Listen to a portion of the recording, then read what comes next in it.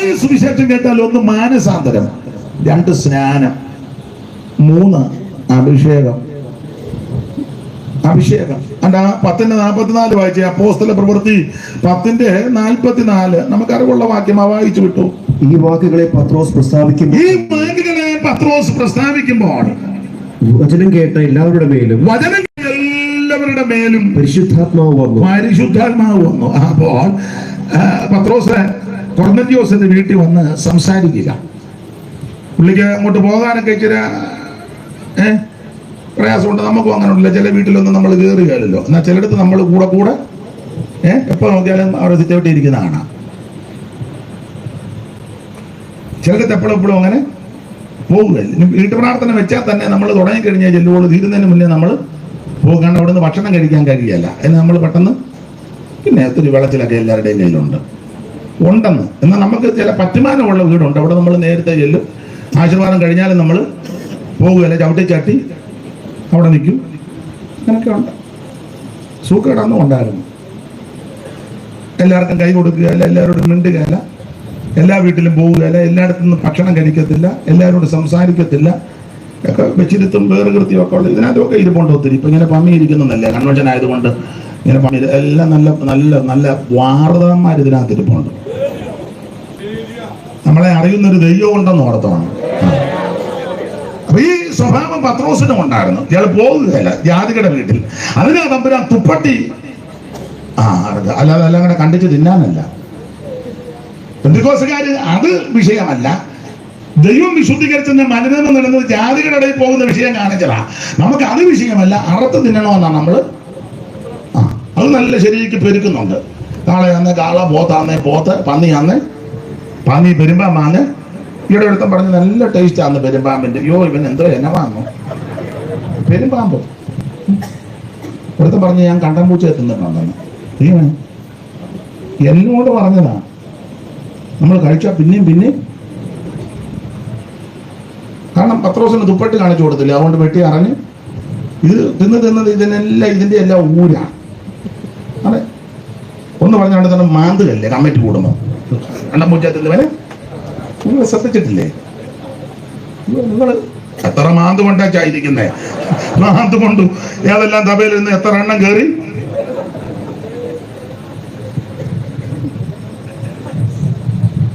വെട്ടിക്കണ്ടിക്ക് തിന്നാൻ കാണിച്ചതല്ല. ദൈവം വിശുദ്ധീകരിച്ചതിനെ നീ മലിനമെന്ന് വിവരിക്കുന്നില്ല, വിഷയമല്ലാത്തതുകൊണ്ട്. അങ്ങനെ പത്രോസ് കൊർന്നല്യോസിന്റെ ഭവനത്തിൽ ചെന്നു. അവൻ പറഞ്ഞത് ഞങ്ങളെല്ലാരും ഇവിടെ ഉണ്ട്. ദൈവം നിന്നോട് പറഞ്ഞതല്ല. പത്രോസ് വായി തുറന്ന്, അങ്ങനെ ആയിരിക്കണം പത്രോസ്. വാ തുറക്കണം. ചില 2 കാര്യത്തിലേ വാ തുറക്കുള്ളൂ.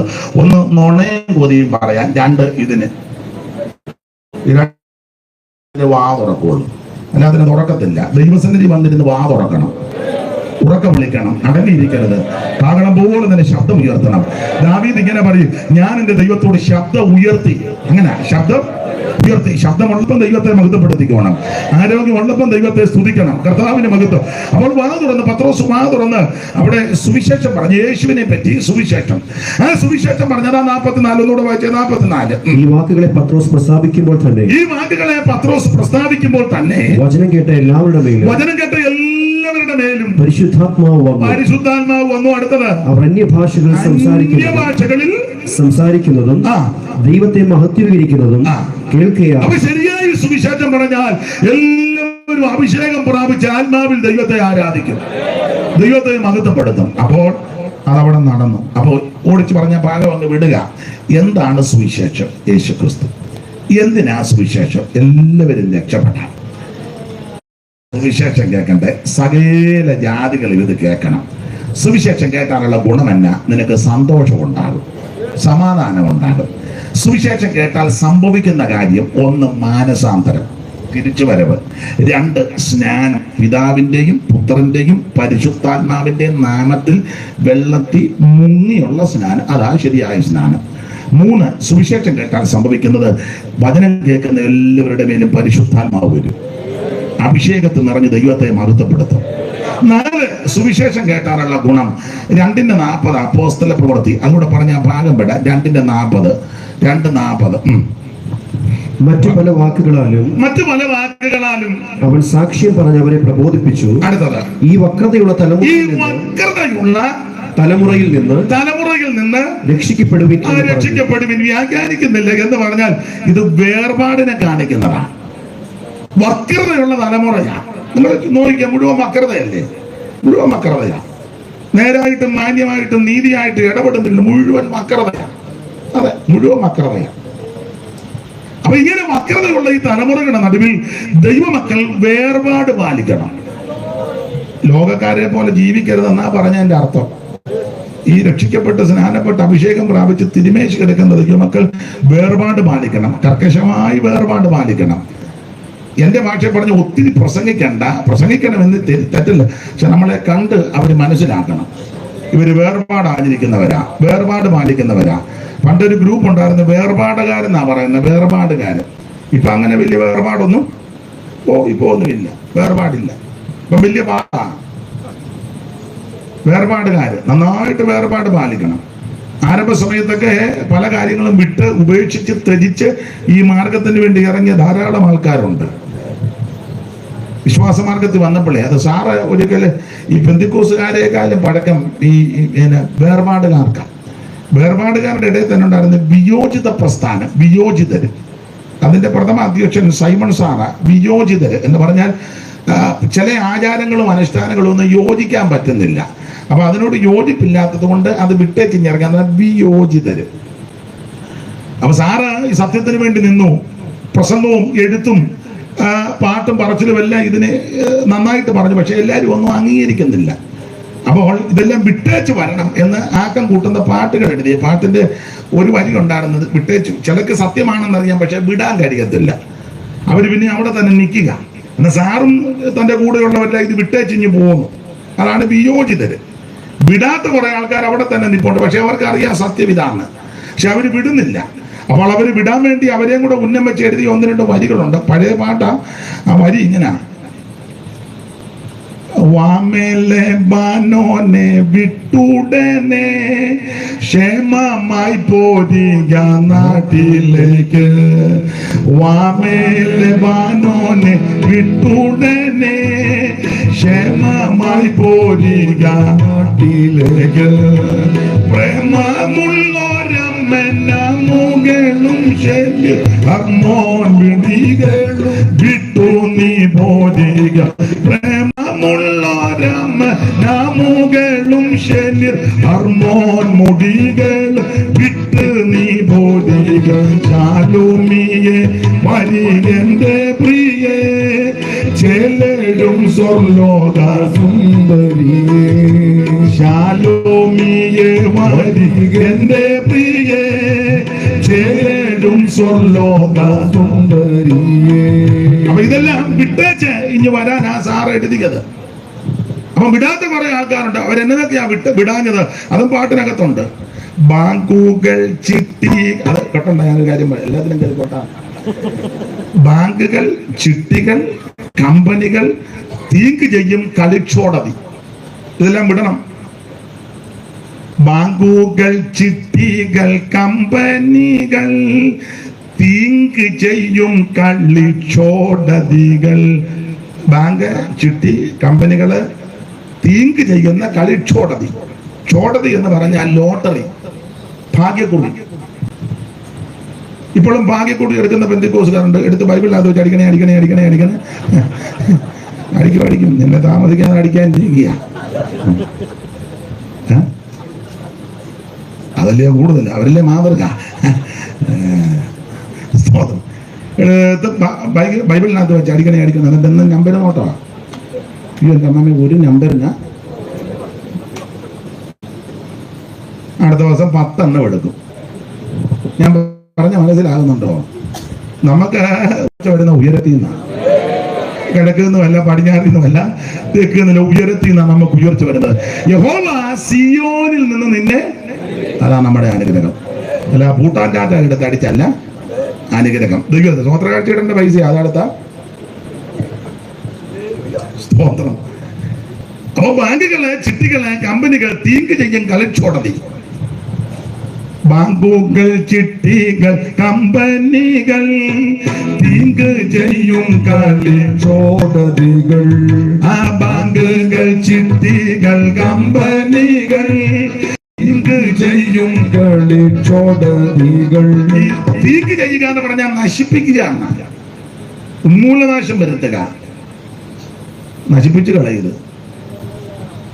അടിക്കാതെ വരുമ്പം ഒരു നമ്പര് പോകുമ്പോ പിന്നെ 5 എണ്ണം കൂടെ എടുക്കും. അത് ഒരു നമ്പർ. അയ്യോ എൻ്റെ അമ്മാമ 70 ലക്ഷം രൂപ ഒറ്റ നമ്പറിന് അടുത്ത പ്രാവശ്യം 50 എണ്ണം എടുക്കും.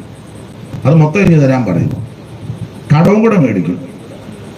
ഭാര്യയോട് പറയും നീ അയൽക്കൂട്ടത്തിൽ നിന്ന് ഇച്ചിരി പൈസ എടുത്തോണ്ട് വരാൻ. നിന്നെ നശിപ്പിക്കുമെന്ന്.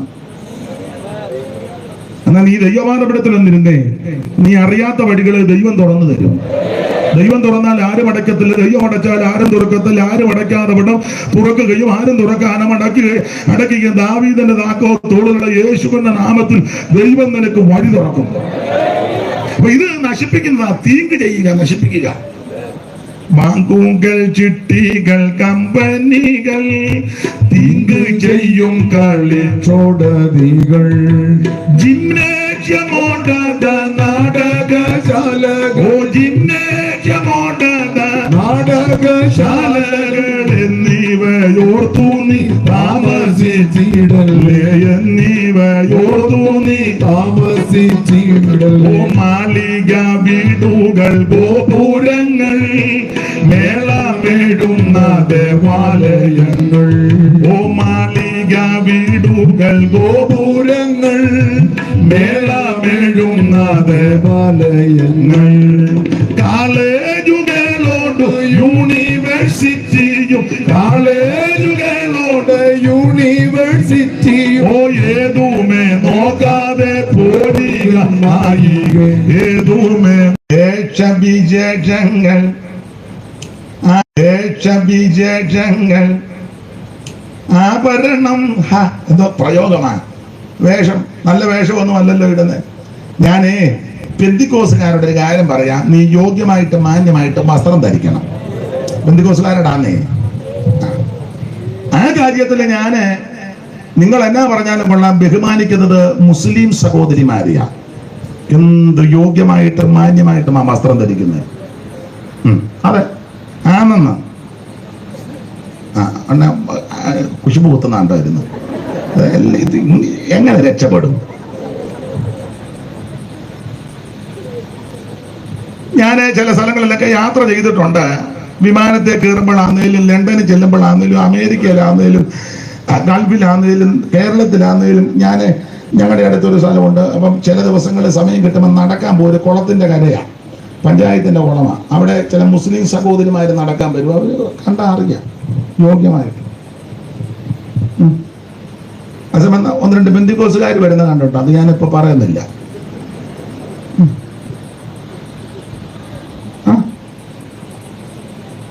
ആ വിഷയത്തിൽ വളരെ ബഹുമാനിച്ചാ പറയുന്നത് മുസ്ലിം സഹോദരിമാര്. അവര് ലണ്ടനിലാന്നേലും, അമേരിക്കയിലാന്നേലും, കേരളത്തിലാന്നേലും, പൊടിയാട്ടുകളിലാന്നേലും നിങ്ങളെ കണ്ട വസ്ത്രധാരണം അങ്ങനെ. നിങ്ങൾ അംഗീകരിക്കുകയല്ല, അല്ല, വളരെ യോഗ്യമായിട്ടാണ്. ആ വിഷയത്തിൽ വളരെ മാന്യതയാണ്. നമ്മുടെ ആൾക്കാരോ ഇവിടെ നല്ല ചട്ടയും മുണ്ട് കൊടുത്ത അമ്മ അവിടെ ചെന്ന് കാച്ചട്ട ഇട്ട് തൊപ്പിയും വെച്ച് നിൽക്കുന്നു. ഇങ്ങനെ വിമാനത്തിൽ കയറുമ്പോഴേ പാല്. ഞാൻ തമാശ പറഞ്ഞതല്ല. ഒരു കാര്യം പറയാം, യോഗ്യമായിട്ട് വസ്ത്രം ധരിക്കണം.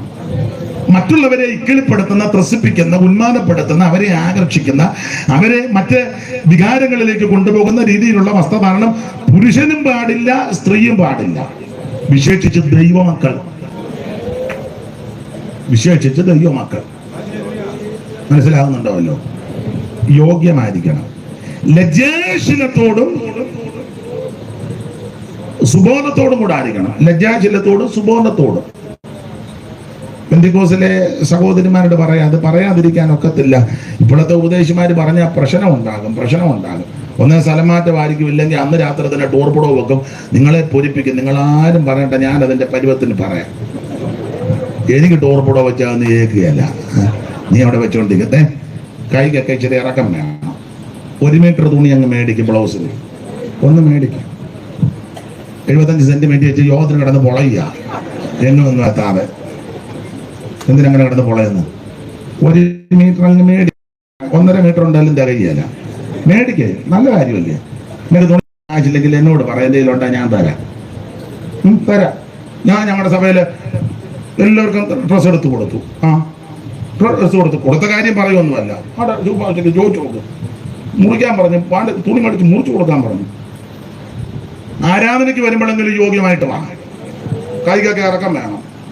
കഴുത്തെ ഇവിടെ ഒക്കെ കയറിയിരിക്കണം, ഇവിടെ ഒക്കെ ഇച്ചിരി ഇറങ്ങിയിരിക്കണം, ഇവിടെ ഒക്കെ ഇച്ചിരി കയറിയിരിക്കണം,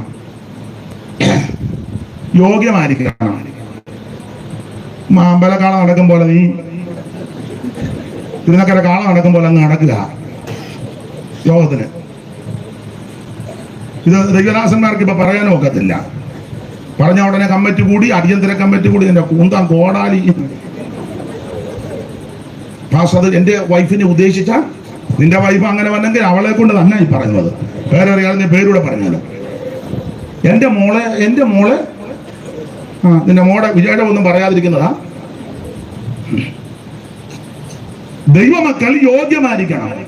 എന്തുവാ നിങ്ങൾ മുന്നിൽ ഇരുന്ന് പറയുന്നത്? എന്തോ സഹോദരിയോട് എന്തോ പറഞ്ഞു, എന്തോ പറഞ്ഞേ? അയാളെ പ്രാർത്ഥിച്ചു ഒതുക്കാനായിരിക്കും. അമ്മ പ്രാർത്ഥിച്ചു ഒതുക്കാൻ അയാളെ ഇളകിയെന്നാ തോന്നുന്നത്. ദൈവത്തിന് മഹത്വം. ഒരു കാര്യം പറയാം, ദൈവമക്കൾ യോഗ്യമായിട്ട് വസ്ത്രം ധരിക്കണം. അത് സ്ത്രീ ആണെങ്കിലും പുരുഷനാണെങ്കിലും. ഇൻ ചെയ്യുന്നതിന് എതിരൊന്നുമല്ല. പക്ഷെ ഇറുകിപ്പറ്റിയ പാൻറിട്ട് ഇറുകിപ്പറ്റിയ ഷർട്ട് വിട്ട് ഇൻ ചെയ്ത് ഒരു പൊതുവേദിയിൽ നിൽക്കുന്നത് ഭൂഷണമാണെന്ന് എനിക്ക് തോന്നുന്നില്ല. ഇൻ ചെയ്യുന്നൊന്നും പാവമല്ല. ഇൻ ചെയ്യാത്തവരെല്ലാം വിശുദ്ധന്മാർ, ഇൻ ചെയ്തവരെല്ലാം മഹാഭാവികൾ, അങ്ങനൊന്നുമല്ല. ഇല്ല. കേരളത്തിൽ പണ്ടൊരു വലിയ വിശുദ്ധനുണ്ടായിരുന്നു. ഇൻ ചെയ്ത പുള്ളിക്ക് ഇഷ്ടമല്ല. ഷർട്ട് എടുത്ത് വെളി ഇടിപ്പിക്കും. പുള്ളി അമേരിക്കയിൽ ചെന്നപ്പം നെഞ്ചത്ത് കയറ്റി ഇൻ ചെയ്ത് നടക്കുന്നുണ്ട്. നിനക്ക് തത്വം വേണം. ഇവിടെ പാവം പിടിച്ചൊരു ഉപദേശിയും ചെയ്ത് വന്നപ്പോ കടക്കൂ പുറത്ത്. അങ്ങനെ പിന്നെ സെന്ററിൽ ഒരു പാവത്താനായതുകൊണ്ട് പുള്ളി സെൻട്രൽ പാസ് സ്റ്റാർട്ടിങ്ങിന് ഇരിക്കുക, വലിയ വാർന്നാനിരിക്കും പോലെ. കടക്കൂ പുറത്ത്. ആ പാവം പേടിച്ച് വെളിയിൽ പോയി ഇൻ ചെയ്ത ഷർട്ട് എടുത്ത് വെളിയിൽ ഇട്ടേച്ച് പമ്മി കയറി വന്നു. പുള്ളിക്ക് അങ്ങ് മനോസുഖം ഉണ്ടായി. ഇയാൾ അമേരിക്കയിൽ പോയപ്പോ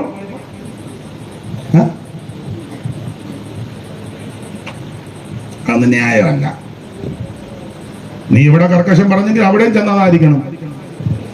ഇൻ ചെയ്യുന്നത് പാപമല്ല. പക്ഷെ ഇറുകിപ്പറ്റിയ വസ്ത്രം ഒക്കെ ആയിട്ട് വരുന്നത് അത്ര ഒരു ശുശ്രൂഷയ്ക്ക് നിൽക്കുമ്പോൾ അത് ഭൂഷണമല്ല. നിങ്ങൾക്കും അങ്ങനെ തോന്നുന്നുണ്ടല്ലോ.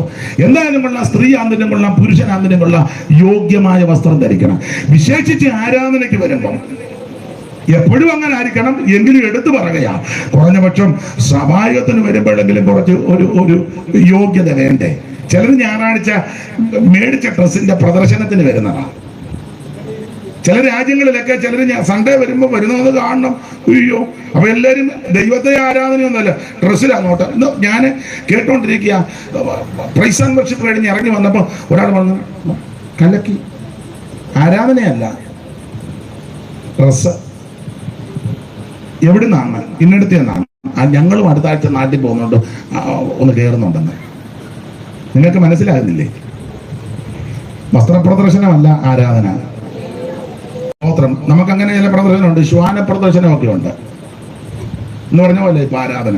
ആട്ടെ, ഇടയ്ക്ക് കയറി പറഞ്ഞതുള്ളൂ. നമുക്ക് ഇപ്പൊ തന്നെ ചിലരുടെ മുഖമൊക്കെ വല്ലാതാകുന്നു. ചിലർ എനിക്ക് വേണ്ടി പ്രാർത്ഥിക്കുന്നുണ്ട്. ദൈവമേ, അയാൾക്ക് വെളിവും വെള്ളിയാഴ്ച ഇല്ലല്ലോ, ഇനി എന്നതാ അയാൾ പറയാൻ പോകുന്ന ബോധക്കേടുകാരനെ ആണല്ലോ ഇപ്രാവശ്യം വിളിച്ചത് എന്നൊക്കെ നിങ്ങൾ ചിലർ ചിന്തിക്കുന്നുണ്ട്. ചിലർ അവിടെ നിന്ന് രക്തം ചെയ്യാൻ പറയുന്നത് ഞാൻ കാണുന്നുണ്ട്. ചുണ്ട് അനക്കുമ്പോൾ എനിക്കറിയാം രക്തം ചെയ്യാ പറഞ്ഞെന്ന്. അപ്പൊ ഒരു കാര്യം പറയാം, യോഗ്യമായിട്ടും മാന്യമായിട്ടും വേണം ജീവിക്കാൻ, വിശേഷിച്ച് ദൈവമക്കൾ. അപ്പോൾ വേഷവിശേഷങ്ങൾ ആഭരണം, അതാ സാറ് കൊടുത്തത്. വേഷവിശേഷങ്ങൾ ആഭരണം, ജാതികൾക്കുള്ള ദുരാചരണം. വേഷവിശേഷങ്ങൾ ആഭരണം, ജാതികൾക്കുള്ള ദുരാചരണം. വ്യാഖ്യാനിക്കാൻ നേരമില്ല. വേഷങ്ങള്, വിശേഷങ്ങള്, ആഭരണം, ഇതെല്ലാം ദുരാചാരണമാണ് ആ പുസ്തകത്തിലെ വാക്യം. നിങ്ങൾ അവരുടെ പ്രവൃത്തി ഒന്നും കണ്ട് പഠിക്കരുത്. അവരെ പോലെ അങ്ങനെയൊക്കെ ആ പുസ്തകത്തിൽ വാക്യം. ആ ഭാഗം വിട്ടേക്കാൻ നിങ്ങൾക്ക് അറിയാമല്ലോ. നമ്മൾ എടുത്ത വിഷയത്തിലേക്ക് വരാൻ കർക്കശമായി വേർപാട് പാലിക്കണം. സുവിശേഷം കേട്ടാൽ 1 മാനസാന്തരം, 2 സ്നാനം, 3 പരിശുദ്ധാത്മ അഭിഷേകം, 4 കർക്കശമായ വേർപാട്. ഇതെല്ലാം ഉള്ളത് ആ സുവിശേഷം. ഇതൊക്കെ പാലിക്കുന്നുണ്ടെങ്കിൽ അത് കേൾക്കുന്നത് ആ ശരിയായ സുവിശേഷം. ആ സുവിശേഷം വീണ്ടും മുഴങ്ങുവാൻ ദൈവം ആമെ കൃപ ചെയ്യട്ടെ എന്ന് ഞാൻ പ്രാർത്ഥിക്കുന്നു. എടുത്ത വാക്യത്തോട് കൂറ് പുലർത്ത് 1-2 കാര്യങ്ങൾ പറയാം. അല്ലെങ്കിൽ നിങ്ങൾ പറയും വാക്യം വായിച്ചത് വേറെയാ, പക്ഷെ പുള്ളി പറഞ്ഞേച്ചു പോയത് വേറെ. അപ്പൊ ചെല്ലു പറയും അയാളുടെ തൊഴിൽ അത് തന്നെയാന്ന് പറയും. അപ്പൊ അതുകൊണ്ട് ഞാൻ എടുത്ത വാക്യത്തോടൊന്ന് കൂറ് പുലർത്താം. ദൈവത്തിന് മകത്വം. വായിച്ച തിരുവെടുത്ത് ഒന്നുകൂടെ വായിച്ച്. എന്നോട് കർത്തദാസൻ 9:30 വരെയാ പറഞ്ഞേക്കുന്നത്. 9:30 അല്ലേ പറഞ്ഞേ? ആച്ചിഞ്ഞതാ കറക്റ്റ് 9:30 ഞാൻ നിർത്താം. 9:30 അല്ലേ എന്നോട് പറഞ്ഞേ? അതെ, 9:30 ഇത് കറക്റ്റ് ആണോ വാച്ച്? എന്നാ കൃത്യം നിർത്തിയേക്കാം. വായിച്ചാട്ടെ. ദാസനെ ദാവീദ് അവനോട് ഭയപ്പെടേണ്ട. നിന്റെ അപ്പനായ യോനാഥാന്റെ നിമിത്തം, നിന്റെ അപ്പനാകുന്ന യോനാഥാന്റെ നിമിത്തം ഞാൻ നിന്നോട് ദയ കാണിച്ച് നിന്റെ അപ്പനായ നിന്റെ വല്യപ്പനാകുന്ന യൗവലിന്റെ നിലമെല്ലാം ഞാൻ നിനക്ക് മടക്കി തരും. നീയോ നിത്യം എന്റെ മേശയെങ്കിൽ നിന്ന് ഭക്ഷണം കഴിച്ചു. ഞാൻ ഓർപ്പിച്ചല്ലോ, ഇസ്രായേലിന്റെ ചരിത്ര പുസ്തകങ്ങളാണ് യോശുവയുടെ പുസ്തകം മുതൽ എസ്തേറിന്റെ പുസ്തകം വരെ. ഇസ്രായേൽ ചരിത്രം ആരംഭിക്കുന്നത് അബ്രഹാം എന്ന വ്യക്തിയിൽ നിന്ന് വിവരിക്കുന്നില്ല. അബ്രഹാമിനെ ദൈവം വിളിച്ചു വേർതിരിച്ചു. അബ്രഹാമിൽ നിന്ന് ഇസഹാക്ക് എന്ന യാക്കോബിൽ നിന്ന് ഗോത്ര പിതാക്കന്മാർ 12 പേര്, 4 സ്ത്രീകളിൽ കൂടി 12 ആൺപിള്ളേർ ജനിച്ചു. നല്ല കലാപുലി പോലെ 12 എണ്ണം. ആ 12 പേരുടെ പേരൊന്ന് വായിച്ചോ. ഉൽപ്പത്തി പുസ്തകം 49-ാം അധ്യായത്തിന്റെ 1-2 വാക്യം വായിച്ചാട്ടെ. അനന്തരം യാക്കോബ് തന്റെ പുത്രന്മാരെ വിളിച്ച് അവരോട് പറഞ്ഞത്, കൂടി വരുവിൻ, കാലത്ത് നിങ്ങൾക്ക് സംഭവിക്കാനുള്ളത് ഞാൻ നിങ്ങളെ അറിയിക്കാം. യാക്കോബിന്റെ പുത്രന്മാരെ കൂടി വന്ന് നിങ്ങൾ അപ്പനാകുന്ന ഇസ്രായേലിന്റെ മുടിക്ക് ചെവിതരിവി. അടുത്തത് രൂബേനെ, അത് ആദ്യത്തെ ചെറുക്കൻ രൂബേൻ. ഇനി 5-ാം വാക്യം ശിമെയോനും ലേവിയും സഹോദരന്മാർ. അപ്പൊ 3 എണ്ണമായി. ഇനി 8-ാം വാക്യം യഹൂദയെ സഹോദരന്മാർ നിന്നെ പുകഴ്ത്തും. 13 സെബുലൂൻ 14 ഇസ്സഖാർ അസ്ഥിബലമുള്ള കഴുത. പിന്നെ 17 ദാൻ വഴിയിലൊരു പാമ്പും. 16-ാം വാക്യം വായിച്ച 16 ദാൻ ഏതൊരു ഇസ്രായേൽ ഗോത്രത്തെയും വചനത്തിന് ദാൻ വഴിയിലൊരു പാമ്പും പാതയിലൊരു സർപ്പം. 19 ഗാദോ കവർച്ചപ്പടയവനെ ഞെരുക്കും. 20 ആശേരോ നിന്റെ ആകാരം പുഷ്ടിയുള്ളത് രാജകീയ സ്വാദുഭോജനം നൽകും. 21 നഫ്താലി സ്വതന്ത്രയായിട്ട് നടക്കുന്ന പേടമാൻ. 22 യോസേഫ് ഫലപ്രദമായ മുന്തിരിവള്ളി. 27 ബെന്യാമിൻ 12 എണ്ണം. നല്ല കലാപുലി പോലെ 12 എണ്ണം. അപ്പൊ രൂബേൻ മുതൽ ബെന്യാമിൻ വരെ 12 എണ്ണം. 4 സ്ത്രീകളിൽ കൂടി റാഗേലും ലേയായും ബിൽഗയും ശില്പയും. ഈ 4 സ്ത്രീകളിൽ കൂടി യാക്കോബിന് 12 ആൺപിള്ളേരുണ്ടായി. രൂബേൻ മുതൽ ബെന്യാമിൻ വരെ. ഇവരിൽ നിന്നാണ് ഇസ്രായേൽ ജനത അവൻ വർദ്ധിച്ചു വന്നത്. വിസ്തരിക്കുന്നില്ല. യോസഫിന്റെ കാലത്തും ഇസ്രായേലിലെത്തി. ഗോഷ്യൻ ദേശം അവകാശമായി കൊടുത്തു. ദൈവം ഇവരെ വർദ്ധിപ്പിച്ചു. സങ്കീർത്തനക്കാരൻ പറഞ്ഞ എണ്ണത്തിൽ ചുരുക്കമാ, ആൾ ചുരുക്കോ എണ്ണത്തിൽ കുറവാ, പക്ഷെ ഇവരെ ദൈവം അങ്ങ് വർദ്ധിപ്പിച്ചു. ഒടുവിൽ യോസേഫിനെ അറിയാത്ത പറവോർ എഴുന്നേറ്റ് പീഡ തുടങ്ങി. ഭാഗം നമുക്ക് പുറപ്പാട് പുസ്തകം പഠിക്കുമ്പോൾ അറിയാം. അടിമവേല നിമിത്തം നെടുവീർപ്പെട്ട് നിലവിളിച്ചു. ജീവനെ കൈപ്പാക്കി ഇഷ്ടികയുടെ എണ്ണം കൂട്ടി വൈക്കോല് കൊടുക്കാനായി ഇവരെ നന്നായി ഉപദ്രവിച്ച് പീഡിപ്പിച്ച് ഇവർ നിലവിളിച്ചു. ദൈവം ഇവരുടെ നിലവിളി കേട്ട് മോശെ മുഖാന്തരം ഇവരെ മിസ്രയീമിന്റെ ദൈവം പുറപ്പെടുവിച്ചു. ഒരു കുഞ്ഞാടിന് ചോരത്തല ആചരിച്ച് ചെങ്കടല കിടത്തി. കുഞ്ഞാടിനേർത്ത് ചോരത്തല ആചരിച്ചത് രക്ഷയെ കാണിക്കുന്നു. ചെങ്കടല സ്നാനം. അവർ രക്ഷിക്കപ്പെട്ടു, സ്നാനപ്പെട്ടു, മറകര കയറി. അക്കരെ കയറി മുൻപോട്ട് യാത്ര ചെയ്തു. വിവരിക്കുന്നില്ല. ഇവര് 40 കൊല്ലം കൊണ്ട് 42 ഇടങ്ങളിൽ പാളയമടിച്ച് ഏതാണ്ട് 12 ഇടങ്ങളിൽ വെച്ച് 10 സ്ഥലത്ത് വെച്ച് ശിക്ഷ നടത്തി. ഇവരെ മുൻപോട്ട് യാത്ര ചെയ്തു. ഹോർ പർവ്വതത്തിൽ അഗരോൻ വീണ് മരിച്ചു. മിരിയാം കാദേശ് വെച്ച് മരിച്ചു. മോശയെ ദൈവം അടക്കി. മോശ പിസ്കായിൽ മുകളിൽ കയറി, മോശ മരിച്ചു, ദൈവം അടക്കി. മോശയുടെ കൈക്ക് വെള്ളമടിച്ച യോശുവ രംഗത്ത് വന്ന് യോശുവയുടെ നേതൃത്വത്തിൽ യോർദാൻ കടന്ന് ഇവര് മറകര കയറി. അതിനിടയ്ക്ക് 2.5 ഗോത്രക്കാർ ഇക്കരെ തങ്ങി. രൂബേന്റെയും ഗാദിന്റെയും മനശ്ശെയുടെ പാതി ഗോത്രം ഇക്കരെ തങ്ങി. 9 യോർദാൻ കടന്ന് അക്കരെ കയറി എരിയോ കോട്ട പിടിച്ചു, ഹായി പട്ടണം പിടിച്ചു, ഗിബെയോൻ നിവാസികളെ ഒതുക്കി ദേശത്ത് വന്ന് ചീട്ടിട്ട് ദേശം പകുത്ത് യോശുവ കൊടുത്തു. അങ്ങനെ ഓരോ ഗോത്രത്തിനും ദേശം പകുത്ത് കൊടുത്തു. എബ്രഹീമിന്റെ അവകാശഭൂമിയാകുന്ന ശീലോവിൽ കൊണ്ടുവന്ന് സമാഗമന കൂടാരം നിർത്തി. ഒടുവിലായിട്ട് യോശുവ ഇവർക്ക് ആലോചനയൊക്കെ പറഞ്ഞു കൊടുത്തു. നിങ്ങൾ ദൈവത്തെ ഭജിക്കണം, ഞാനും എന്റെ കുടുംബവും ഞങ്ങൾ ദൈവത്തെ സേവിക്കും. അല്ല നിങ്ങൾക്ക് നദിക്ക് അക്കരെ വെച്ച് പിതാക്കന്മാര് സേവിച്ചതാ ബോധിക്കുന്നെങ്കിൽ അങ്ങോട്ട് പോകും, പക്ഷെ എന്തു വന്നാലും കൊള്ളാം, ഞങ്ങൾ ദൈവത്തെ ഭജിക്കും.